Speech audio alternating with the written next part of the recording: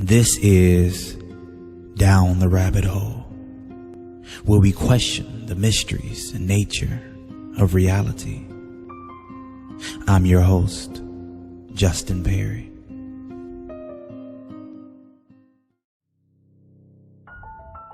It has been said reality is similar to radio, and you get the reality that you're tuned into. Well, sometimes these realities blend and bleed through, and you see things you weren't supposed to see. Here is a compilation of true stories that will have you questioning the nature of reality.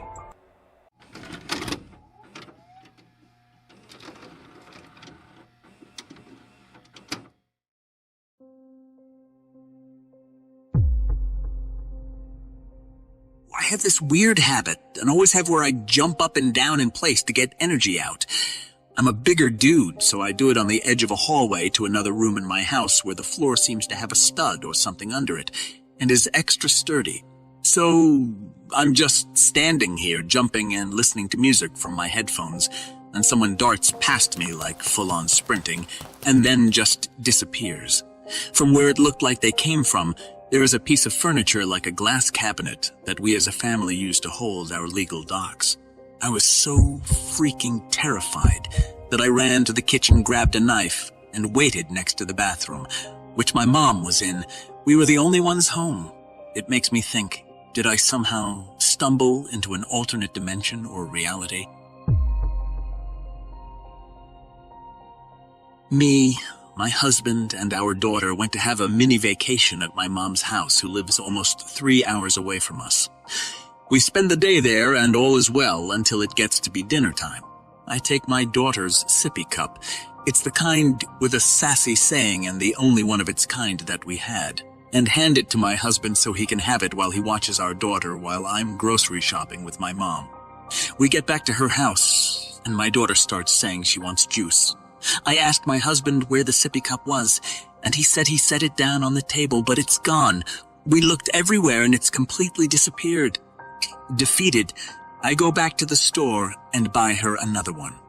We finish the vacation without incident.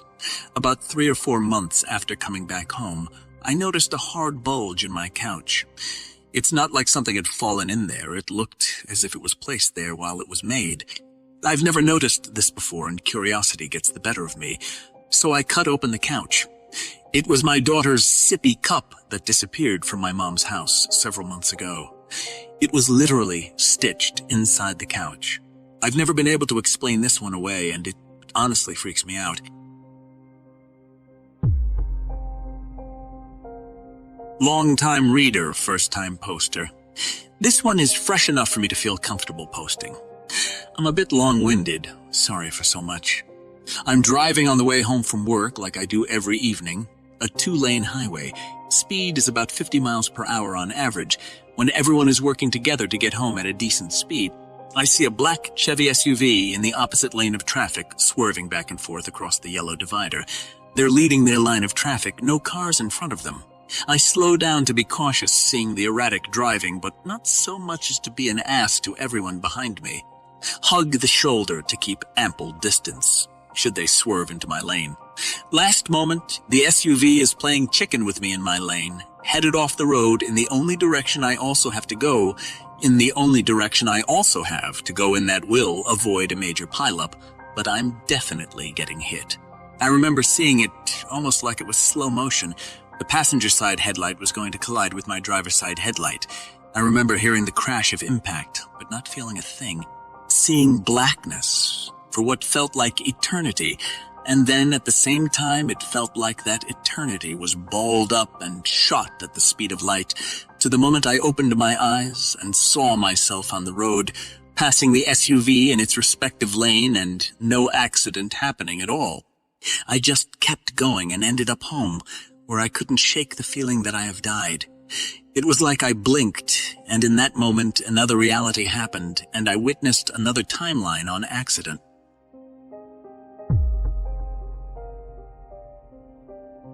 Back in 2013, I'm home from college at a family reunion at a lake with my parents. Early on in the day, my dad falls in the lake with his phone in his pocket, and this is back when phones weren't water resistant, so none of the buttons were working and the screen wasn't showing anything. Without any rice around, we just put it in my mom's purse. Several hours later, we get in the car ready to leave, and we start hearing something coming from my mom's purse. We pull out my dad's phone, and it's a message being played on a loop. "Hey, this is my mom's name. I'm just calling to tell you that we're at the Hummingbird Festival." There was nothing inherently creepy about what was said in the voice message, pretty basic, except for the fact that none of us, including my mom, had ever heard of this Hummingbird Festival. The voice was unmistakably my mom's voice, introducing herself as my mom, first and last name. We couldn't get the message to stop playing until it stopped on its own after about a half hour. The phone never worked after that. We have no rational explanation for what happened, and have just accepted that it was some glitch in reality. This actually happened months ago. We haven't really spoke much about it. I brought it up in another sub and the post got deleted, so I just quit talking about it. I'm used to being shut down and being treated like I am lying. I have a very strange relationship with the universe, so this isn't the first odd event, just the most recent. We've certainly not experienced this before, however. My partner and I had spent all day working, cleaning out the garage. It was a long day, and we turned in early. For context, my natural body clock wakes me up around 2 or 3 in the morning, and I generally am in bed by 8 at night. We laid down for a nap around 6 a.m. and just slept right on through. This isn't odd, especially on the weekends. We slept in a little the next morning, and I woke up feeling like I hadn't slept in a month. He always checks the security cameras when he first wakes up. I look over at him, and he has this disturbed look on his face. He's like, "Do you remember why we were outside?" Then he tells me to pull up the security footage. 4 hours after we went to bed, it shows him walking outside in his boxers, barefoot. He closes the door behind him like he's going somewhere, exactly to the minute. An hour later, I walk outside in my pajamas and I leave the door open. 5 minutes later, the security camera takes a picture of the door and it is closed. No footage of us ever coming back in the house. Now, the last part could be explained by something going wrong with the camera. Maybe we didn't trigger it coming back in. Hard to believe, since it gets set off by birds and bees and a light breeze, but I won't discount it. What gets me is the timing of it all and no recollection from either of us of going outside. I'm not afraid to go outside in pajamas, but he is pretty modest. I can't imagine him ever going outside in boxers. On the footage, he looks like he is waving at someone. I just look very stiff and robotic, and my movements don't look natural. I've seen myself on these cameras hundreds of times. It was strange by comparison. I know it wasn't the time being off on the camera because we were asleep a few hours before dark and woke up right before the sun came up. We weren't drinking before bed, and we don't do drugs. We were tired, but not exceptionally more tired than we usually are. We both have a history of sleepwalking as children, but in 26 years have never witnessed the other do it. The only plausible explanation we have come up with is maybe it was a shared sleepwalking experience. But why would I go out an hour after him? Exactly an hour on the dot. Since I never saw him come back in on the footage, I don't know if he was even still out there when I went outside. Even that, as a plausible explanation, is pretty concerning. Just being out there roaming around like NPCs while sleeping is not a comforting explanation, if there were one. The curious thing about events like these is my brain wants to forget about them. At the time it happens, it's this big, huge deal, and then it just slips away. It isn't until someone recalls a strange story that I start thinking about the strange and somewhat concerning events in my own life. This is a topic that has questioned my sanity and haunted me for years and years. I've been seeing the same man since I was in my late teens. I'm 38 years old now. I started seeing him in random places around the age of 17. I live in a heavily populated area, and I have lived all over the tri-state area. I've seen him in parking lots, I've seen him in stores, I've seen him at events. But the craziest one was I saw him at a destination wedding in St. Martin about 10 years ago. I approached him at the wedding and asked him if he has been following me for years because I see him all over the place. As you can imagine, The conversation immediately became super awkward. He kind of laughed and shrugged it off, but I could tell he knew he was seeing me all over the place as well. There's been spans of over a year to 2 years where I don't see him so ever, and it seems like it comes in waves. My life has changed considerably, as you can imagine, since the age of 17. I now have a wife and a child. My most recent sightings of the guy was in a store called Bye Bye Baby.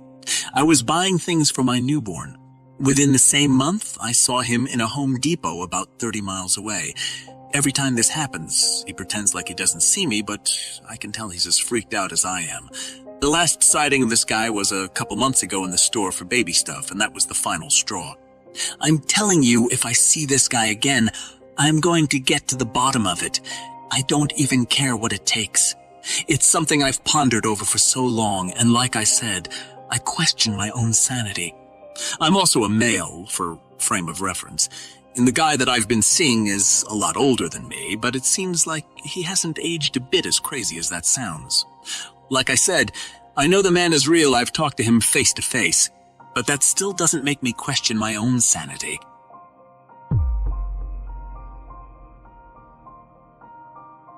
A woman writes, I live in a very small town. We have a small grocery store, hardware store. You know the drill. I was done getting groceries and hopped in my car to head home. As I pulled up to the end of the driveway of the store, I blinker to get onto the main road. I see a big white lifted Chevy pickup driving toward me that I need to wait for. I watch it as it drives closer to me, remarking to myself that it looks so similar to my husband's, just older and rusted around the edges.